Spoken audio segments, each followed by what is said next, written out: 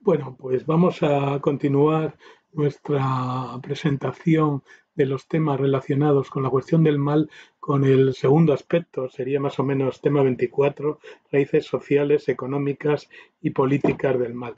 Bueno, ahí podemos empezar retomando un poco la teoría spinosiana, spinosista del mal, no tanto en su aspecto ontológico que aludimos en la anterior charla, es decir, a esa idea del mal como intoxicación, como conflicto, como lucha, como resultado de, digamos, de un mal encuentro entre dos tendencias, ¿no? Como la del veneno y el ser humano, el mal, el veneno, que no es malo para el recipiente que lo contiene, sí es malo para el estómago humano, ¿no? Sino una noción de tipo sociológico, religiosa, que es importante porque luego la retomaría la ilustración, ¿no? La idea de relacionar el mal con la superstición. Es decir, hay una especie de condena, y ahí Spinoza en eso, como en tantas cosas, como ha demostrado Jonathan Israel, es el origen de la ilustración radical, de la ilustración subversiva, ¿no? La idea de que eh, las religiones positivas son supersticiones, son inventos, son construcciones fundamentalmente ligadas a asegurar el dominio y asegurar la explotación del hombre por el hombre, y entonces solamente una religión de tipo natural, es decir, una religión racional, una religión basada en el amor, basada en la tolerancia, en el respeto, pues, y que no caiga en hacer demasiado hincapié entre ortodoxias y heterodoxias a nivel interpretativo, ¿no? Es decir, una religión más entendida como moral, una religión como una orden de amor y de tolerancia, pues ese tipo de religión natural es el que luego será el que desarrollará la ilustración, claro. Pues que el deísmo, ¿no? Pues bueno, ese tipo de religión sería fundamental frente a las religiones positivas que se ven como en última instancia, como supersticiones, ¿no? Y con un objetivo político de dominación. Bien, esta teoría, que analiza muy bien Spinoza, es lo que luego los materialistas franceses, ingleses, pero bueno, franceses, especialmente Holbach, Helvetius, el cura Meslier, etcétera, retoman, ¿no? La idea de que el mal tiene una raíz religiosa, en última instancia política, ligada a la superstición. Y entonces, bueno, ya claro, toda la ilustración, todas las metáforas de la ilustración en las diferentes lenguas, pues plantean esa oposición entre luz y tinieblas, ¿no? El iluminismo inglés, eh, la época de las luces en Francia, nuestra ilustración, ilustra, da lustre, ¿no? Toda esta idea es siempre la idea de una lucha de la luz contra las tinieblas, ¿no? Y al mismo tiempo esa lucha de luz contra las tinieblas está unida en un proyecto pedagógico, ético-político a nivel general, proyecto, por cierto, muy ligado al desarrollo, al protodesarrollo de la burguesía frente digamos, a las dos capas, la aristocracia y el clero, dominantes en el antiguo régimen del siglo XVIII. Acaba con la Revolución Francesa, pero es el desarrollo, la subida poco a poco a primer plano de la burguesía, con sus ideas estas o sea, igualitarias, anti-oligárquicas, e incluso con una dimensión, es un subproducto, pero luego se irá imponiendo, digamos, de deísmo y en última instancia de ateísmo. Bien, esta idea del mal como algo derivado de la superstición, como algo derivado de la opresión, pues es un punto que toda la ilustración en la estela de Spinoza desarrolla, y frente a esto, pues solamente proyectos educativos, proyectos ilustrados, proyectos de tolerancia, proyectos de libertad creciente, proyectos en cierto sentido también igualitarios, la lucha contra la idea de la sangre, ¿no? Del origen aristocrático, etcétera, etcétera. Pues bueno, todo eso va explicitando las raíces sociales, económicas y políticas del mal, ¿no?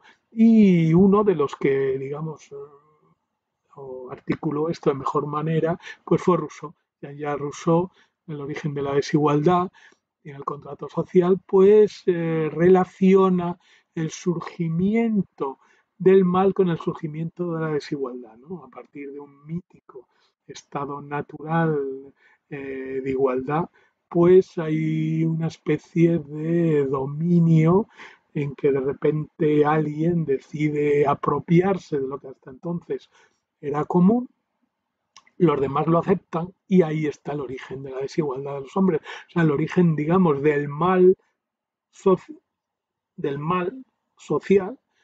incluso del mal moral, para Rousseau, pues se basaría en la desigualdad humana. O sea, en los diferentes aproximaciones a la riqueza y a la diferente apropiación por parte de la gente, ¿no? Es interesante también tomar uno de los padres del liberalismo, que es John Locke, que se le suele leer bastante mal, pero que en su teoría del origen de la propiedad basada en el trabajo, pues dice que cada uno, en el origen, ¿no? Estamos partiendo siempre de un origen de igualdad, cada uno puede apropiarse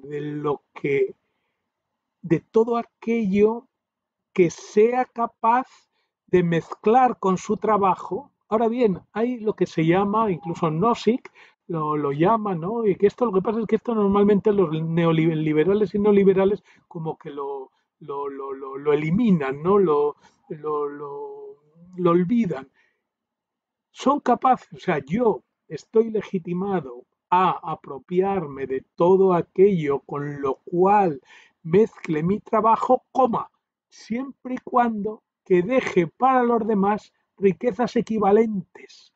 Hay que tener en cuenta que nos estamos planteando un mundo protocapitalista, digamos, todavía muy vacío, donde había mucha riqueza a disposición, ¿no? Está este mito, luego se retomará en la famosa carrera hacia el oeste de Estados Unidos, en la cual se suponía que había una gran cantidad de tierras, entre comillas, sin propiedad. Bueno, había una propiedad, lo tenían los indios, pero eso ellos, como buenos protestantes, lo despreciaban profundamente porque eran salvajes y tal, ¿no? Entonces, pero esa idea de que uno pueda apropiarse de todo olvida ya también el Lockean proviso, la condición lockeana de dejar para los demás una porción equivalente.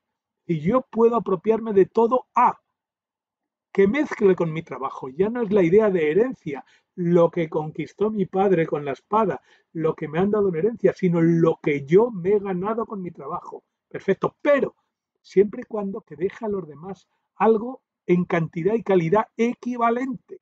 Condición lockeana olvidada por los liberales que en cambio utilizan la primera parte de Locke para justificar y legitimar el origen de la propiedad privada. Bien, pues todo esto es lo que se va desarrollando y Rousseau es uno de los primeros analistas de esta situación original de origen de la propiedad que analizó también maravillosamente Marx en su capítulo espléndido de la acumulación originaria, ¿no? Y que luego ha analizado también Polanyi, ¿no?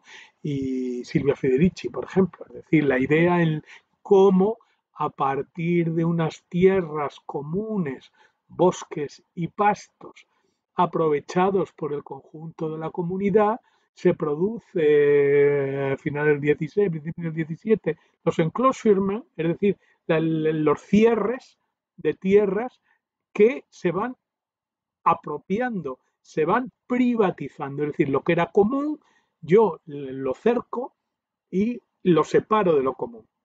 Se produce una gran expropiación lo cuenta Rousseau, un punto de vista más metafísico, lo cuenta Marx, un nivel económico histórico, lo remata Polanyi mucho después con la gran transformación, es decir, esa transformación de una economía comunal, solidaria, colectiva, en la apropiación individualizada por parte de los nobles de las tierras comunes. Eso lo analizará Marx en sus primeros artículos, ¿no? Por ejemplo, el del robo de leña. Claro, antes los campesinos podían entrar en los bosques a coger leña, pero cuando se privatizan los bienes comunes, bosques que eran bienes comunes, como los pastos, podían llevar sus animales a comer a las praderas comunes. Pero cuando se privatizan, entonces ya la leña es un robo de leña, ya no es un derecho, porque antes era de todos, ahora ya es del señor, con lo cual si coges leña, estás robando el robo de leña. Bueno, quiero decir que esto, desde el comienzo del siglo XVI-XVII que empieza hasta mi principio, un tercio, mitad del siglo XIX, cuando lo analiza Marx, pues ha sido ese proceso de paulatina apropiación de lo común por parte de lo privado. Esto supone, además tiene, como muy bien analiza Silvia Federici, un sesgo no solo de clase, sino también de género, porque esta apropiación y esta reestructuración de los trabajos agrícolas supone una merma de poderes y de capacidades de las mujeres que son relegadas, digamos, al ámbito del hogar y se les, digamos, elimina o quita muchas prerrogativas que tenían precisamente en el uso y utilización de los bienes comunales. Bien, pues esto Rousseau lo dice en el momento en que alguien dijo esto es mío y los demás lo aceptaron, empezó el mal. Es decir, el origen del mal social, ¿se entiende? Eh, y moral, claro, porque es sociopolítico, ético-político, está ligado al origen de la propiedad privada. Bien, la ilustración llega ahí, a ese nivel, crítica de la superstición, crítica de la desigualdad en Rousseau. Ilustración francesa, ilustración radical. Porque, claro, hay otra ilustración, en la ilustración alemana, el gran ilustrado Kant. Pero Kant, claro, Kant es enormemente revolucionario en el nivel epistemológico. Él retoma la tradición racionalista, la tradición empirista, las funde y hace un enfoque crítico trascendental, pero a nivel ético y a nivel religioso, él al fin y al cabo es un pietista, es mucho menos revolucionario. Entonces él ahí mantiene, incluso hasta el final de sus días, la idea que ya hemos aludido, que la retomó Riquet y que está desde el origen en todo el pensamiento cristiano, ¿no? De la falibilidad del ser humano. Hay una especie de fallo, de carencia, de deficiencia ontológica fundamental ligada primero a la finitud y luego a la culpabilidad, es decir, al pecado, que hace que en el hombre haya lo que denomina Kant un mal radical, un mal ineliminable. Entonces el propio Kant, como ilustrado, se veía, digamos, tensionado, ¿no? Por un lado, él piensa que en el hombre hay una maldad inicial, una maldad radical ineliminable, pero al mismo tiempo, como buen ilustrado, como buen burgués, pues se da cuenta que al mismo tiempo en el hombre hay unas tendencias sociales, unas tendencias constructivas y habla de la insociable sociabilidad y tiene esa idea también importantísima, aparte de la epistemológica inicial, de filosofía de la historia que se abre hacia Hegel, ¿no? Toda esa idea de la paz perpetua, conflicto de las facultades, es decir, ese Kant último, ese Kant de los 80, de los 70, 80, en el cual hay una especie de reconocimiento protoburgués o ya burgués directamente de la importancia de la socialidad para el ser humano, de la importancia de la producción, de la importancia del trabajo. Y eso es lo que se retoma luego, lo que retoma Hegel. Hegel ya en sus lecciones en Jena, en 1803, 1804, lo que aquí entre nosotros Ripalda hizo una maravillosa introducción, una maravillosa traducción de estas lecciones bajo el nombre de filosofía real, ahí hay una reflexión fundamental de Hegel. Hegel era un enorme, estaba muy al día de los acontecimientos científicos, no solo de ciencia natural, sino también de ciencia social. Estaba muy atento a lo que estaba surgiendo en aquel momento, sobre todo en Inglaterra, que es la economía política inglesa, es decir, Adam Smith, posteriormente Ricardo, ¿no? Pero al menos ya desde Adam Smith, toda la escuela escocesa, ya en la cual está Hume también. Hay toda esa constitución de la economía política inglesa, cuya crítica dará lugar luego a la obra de Marx, pues, y en general a toda la tradición socialista, pues ahí hay una especie de reconocimiento de la importancia fundamental del trabajo, junto con el lenguaje, por cierto. Habermas, cuando, digamos, en los años 70 intente, digamos, criticar el predominio del movimiento socialista, marxista, de la noción del trabajo sobre las nociones sociales, sobre la lengua, volverá a estas lecciones fundamentales de Jena, de Hegel, en la cual Hegel es más, bueno, más listo, es más completo que Habermas porque los pone al mismo nivel. El hombre como toolmaker, como decía Franklin, como constructor de instrumentos, como homo faber, como hombre transformador de la naturaleza a través del trabajo y de la industria creciente, ya empezaba a haber una industria, sobre todo en Inglaterra, ¿no? Pero al mismo tiempo el hombre como homo loquens, como logos, como animal racional, es decir, como animal simbólico, animal que se expresa. Hegel lo mantiene junto al mismo nivel. Somos hombres porque transformamos, somos hombres porque nos expresamos.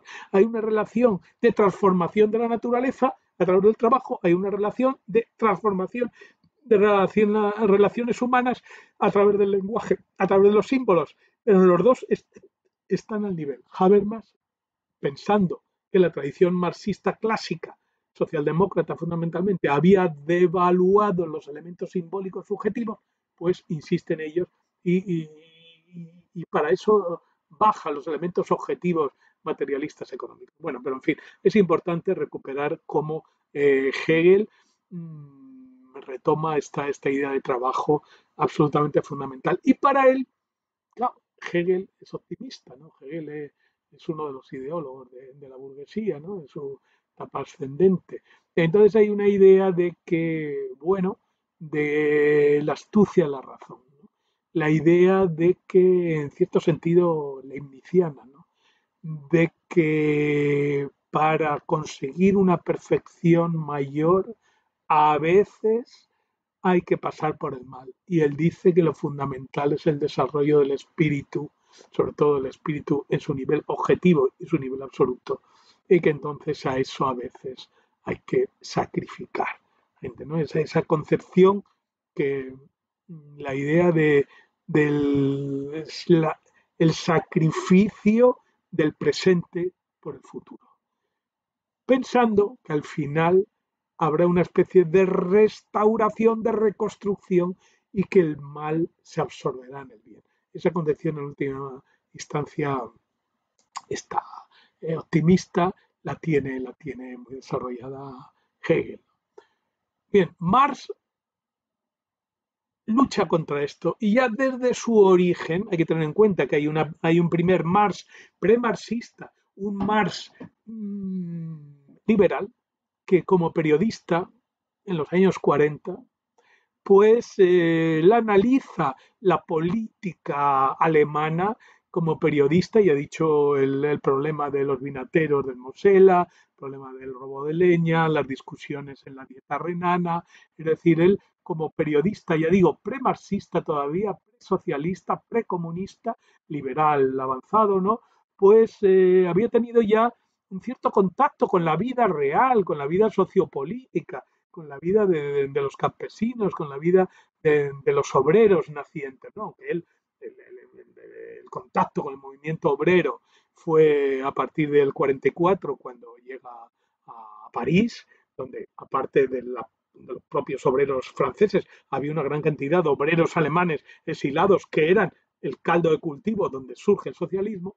Bueno, él ya ahí en su planteamiento no solo empírico, histórico, de que empieza a haber raíces sociales y económicas y políticas del mal, a nivel ontológico distingue, bueno, ontológico histórico, histórico ontológico, distingue frente a la necesidad de la objetivación como alienación hegeliana. Él dice que sí, el ser humano necesita objetivarse de forma necesaria a través del trabajo. Ahora bien, el trabajo que empieza a surgir con el capitalismo, el trabajo asalariado, introduce una alienación, un extrañamiento, una que va más allá de la mera objetivación y exteriorización de la actividad humana y que al pasar a control de otro el producto del trabajo ya adquiere un carácter negativo, ya no es algo puramente positivo, porque el obrero pierde el control del trabajo. En los análisis del surgimiento del capitalismo, a partir del artesanado, luego la fase de la manufactura, la fase de la fábrica y de la fábrica automatizada, ¿no? Eso sería, digamos, el desarrollo del trabajo precapitalista, capitalista. Primero manufactureros, eh, artesanos, ya en Grecia, ya dije, ¿no? Creaban agálmata, creaban joyas, creaban espadas, armaduras, trípodes, que eran el núcleo de la riqueza simbólica, la riqueza griega. Eso sigue a lo largo de la Edad Media, ¿no? Con una creación y desarrollo de los gremios y llega hasta el capitalismo. Los obreros, en los gremios, la idea del aprendiz, la idea del maestro, la idea última del gran maestro artesano. Bien, todo eso se empieza a romper con el surgimiento del capitalismo. El capitalismo rompe la identidad del obrero con su producción a través del dominio de la herramienta. El artesano, con su herramienta y su saber, produce objetos que luego vende y que él mantiene el control. ¿Qué pasa con la manufactura? Cuando se empiezan a juntar diferentes artesanos en un único enclave y se les empieza a someter a un proceso legislativo y temporal distinto, ya pierden esa autonomía, no controlan los ritmos de su trabajo, no controlan los ritmos de su producción, no controlan sobre todo el fruto de su trabajo. Eso se desarrolla primero en la manufactura de forma casi sin máquinas, ¿no? Simplemente por acumulación de obreros especializados en la fábrica con la introducción de la maquinaria, sobre todo primero maquinaria de vapor, el vapor como primer elemento fundamental, luego la electricidad y luego ya en nuestra época las fábricas automatizadas fordistas desde los años 20 hasta los años 70 y a partir de los 70-80 las empresas, las minifábricas dispersas que trabajan en red postfordistas ya utilizando las nuevas tecnologías, utilizando las tecnologías de la información, utilizando la robotización creciente, la automatización, es decir, lo que estamos viendo ahora, el teletrabajo, todo esto es, digamos, y la robotización es el último escalón postfordista de lo que empezó a analizar Marx en la época de la manufactura, incluso si me apuran hasta Rousseau y Hegel. Es decir, ese desarrollo y ese proceso, ¿qué ha significado? Bueno, en primer lugar, tiene que ver, claro, raíces del mal, porque es pérdida de autonomía, pérdida de libertad, pérdida de control del obrero sobre el producto de su trabajo que es apropiado por el capitalista y que se le enfrenta como algo externo, es decir, el obrero como capital vivo produce un capital muerto en forma de riqueza que se le presenta desde el exterior como algo ajeno así. El producto de su actividad se le vuelve contra él como un producto ajeno, externo al mismo. Pero al mismo tiempo, eso escinde, como muy bien analiza Marx en los manuscritos del 44, los manuscritos de economía y filosofía, escinde al individuo, a cada individuo, de su propia esencia genérica a través del trabajo, porque escinde su propia acción. Y luego, desde un punto de vista epistemológico, todo el desarrollo del capitalismo supone una escisión entre trabajo manual y trabajo intelectual. El trabajo intelectual les es extraído, ese saber que estaba en la mente y en la mano del artesano, les es extraído, les es apropiado por los ingenieros y lo reciben desde fuera como algo externo, como una opresión. En la fábrica fordista, incluso mucho más ahora en la fábrica postfordista, en la cual los ingenieros han construido lo que se llama el General Intellect, es decir, ese saber inmaterial, esa aplicación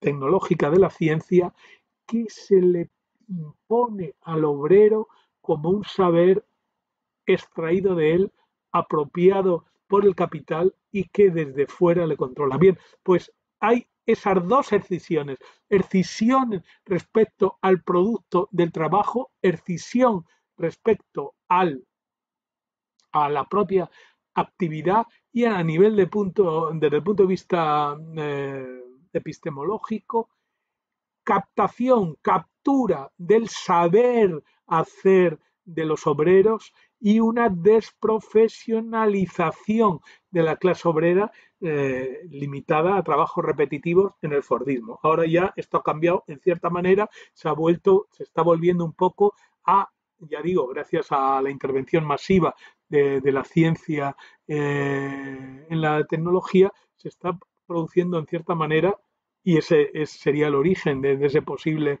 comunismo epistemológico que en cierto sentido estamos viviendo, que se podría hacer una reapropiación por parte de los trabajadores de ese saber que les había sido expropiado, ¿no? Bueno, pero en fin, ese es el otro punto. Bien, y no quisiera acabar esto sin dos alusiones, Marx, vamos a los dos otros grandes, lo que llamaba Ricoeur, maestro de la sospecha, Freud y Nietzsche, que son las tres raíces fundamentales del pensamiento occidental.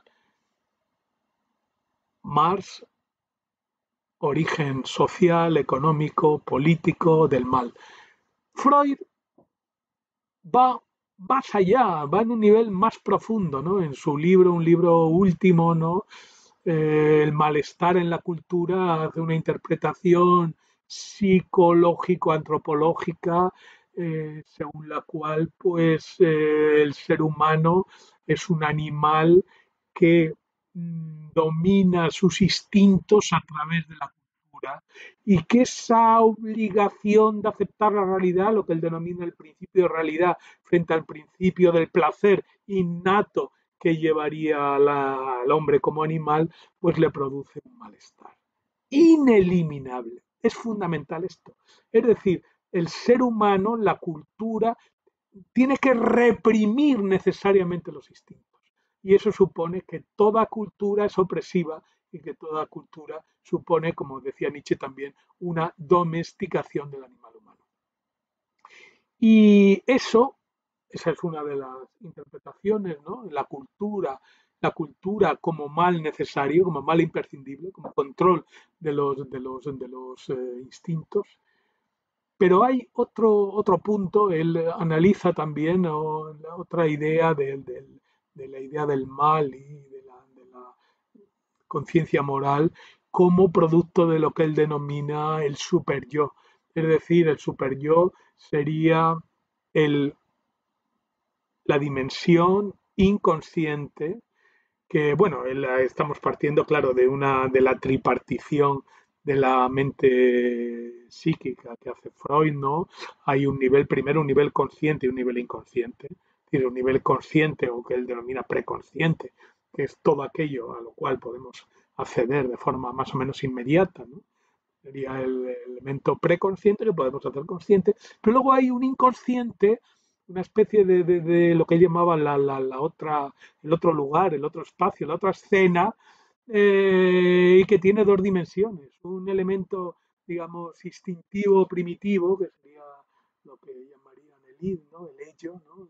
Esa especie de magma instintivo, y luego un inconsciente cultural, que sería el inconsciente moral, sería el superyo, que serían, digamos, los elementos morales, los valores introyectados a través de la familia en los individuos.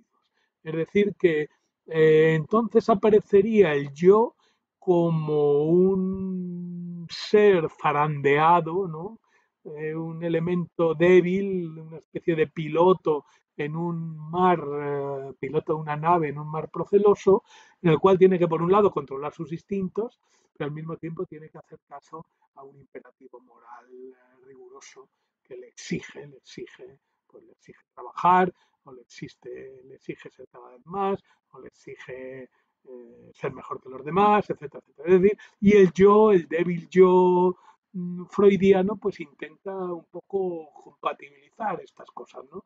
Como normalmente eso no se suele hacer, no lo logramos, pues la neurosis es la situación normal del ser humano, zarandeado por un lado por sus instintos, por otro lado por un superyo tiránico. Bien, Marcuse, a partir de los años 50-60, retomando las grandes aportaciones de William Reich, que es uno de los pseudomarxistas de los años 30, ¿no? Intenta compatibilizar Marx y Freud, pues Marcuse dice, retomando la idea de la represión de los instintos ligada a la naturaleza, a la cultura, dice que hay un elemento histórico en esa represión de los instintos, que la represión tiene dos niveles. Hay una represión necesaria, imprescindible, es decir, todas las culturas necesitan ordenar los instintos, es decir, ordenar cómo comemos, con quién nos casamos, cómo defecamos, etcétera, etcétera, ¿no? Es decir, todo este tipo de cosas, ¿no? La idea de lo privado, hay cosas que no se pueden hacer en público, hay cosas que no se pueden hacer con alguien, no me puedo casar con cualquiera, no puedo tener relaciones sexuales con cualquiera, hay una especie de determinación lógica, eso es imprescindible en todas las culturas, pero, y ahí está detrás de Marcuse, todas las interpretaciones antropológicas que estaban descubriendo. Hay culturas, los trovianos, hay muchas culturas en la Polinesia, en África, etcétera, en América,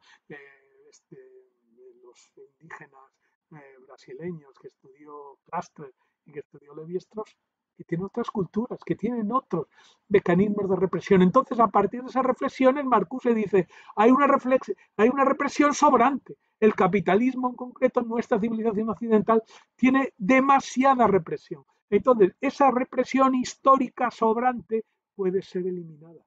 Y ahí está la revolución. Él lo que hace sobre todo en Eros y civilización. Una civilización compatible con Eros. Una civilización que no se base en la represión pura y dura o la sublimación de los instintos sexuales, del eros, de la libido, sino una especie de sublimación no represiva, una especie de sublimación represiva, que no todo lo que los instintos sexuales, la libido tiene que ser yugolada, sino que puede ser, digamos, la línea de Fourier, por otra parte, puede erotizar, entre comillas, el trabajo, puede libidinizar las relaciones humanas. Entonces, eso, muy unido en los años 50, 60, los hippies, la revolución sexual, el feminismo, etcétera, pero independientemente de ese, digamos, condicionamiento cultural de origen, sigue manteniendo esa idea, yo creo, absolutamente ineliminable, de que nuestra civilización judeo-occidental y capitalista sobre todo, tiene unos elementos represivos innecesarios y que deben de ser modulados. Y por último, alguna alusión a Nietzsche. Nietzsche hace una reconstrucción de lo griego y él dice que nuestra civilización cristiana occidental ha producido una inversión de los valores porque lo que en la aristocracia griega, entendida en un sentido etimológico, los aristos, los que se exigían más a sí mismos, que es la clave de lo que está, digamos, en la crítica del hombre masa de Ortega, que ahí es muy nietzscheano, ¿no? Es decir, el aristo es el que se exige, el que no se contenta consigo mismo, sino que intenta desarrollar sus potencialidades, ¿no? Mientras que el masa es el que está contento y el que recibe las cosas sin devolverlas, ¿no? Bueno, pues ese hombre aristocrático, el valor, el bien estaba unido al desarrollo de la potencialidad humana, el desarrollo de la animalidad, desarrollo de la sensualidad. Y que justamente el movimiento religioso, la moral del sacerdote, ha puesto un elemento negativo sobre la vida y ha desarrollado elementos mortuorios, elementos represivos. Entonces, es una especie de Nietzsche por la apuesta por la vida frente a la muerte, ligado a una trasvaloración de los valores. Se trata de hacer una apuesta por la tierra, de criticar lo que él llamaba los celestes, ¿no? Los transterráqueos, ¿no? Los que estaban más allá de la Tierra, y una respuesta como en ese maravilloso primer capítulo de la Así habló Zaratustra, del volatinero, ¿no? Que se cae y muere y lo retoma Zaratustra en el suelo, y ahí hace un discurso Zaratustra de alabanza de la tierra frente a los transmundanos, frente a los que quieren ir más allá del mundo, a toda esa tradición última instancia judeocristiana, y una recopilación griega, una recopilación de la tierra, de los valores de la tierra, en la línea de Goethe, en la línea de todo el naturalismo, en la línea del naturalismo y humanismo renacentista. Bien, esa sería la otra aportación, una aportación vitalista, una aportación de apoyo a la tierra, una crítica del triste, una crítica del sacerdote, una crítica de la muerte respecto a la vida. Bien, en este repaso desde Spinoza a Nietzsche hemos visto algunas de las raíces sociales, políticas, religiosas del mal ligado a la superstición, ligado al culto a la muerte. Y haremos la siguiente reflexión será sobre lo que se podría llamar una visión positiva del mal a partir también del 18. Muchas gracias.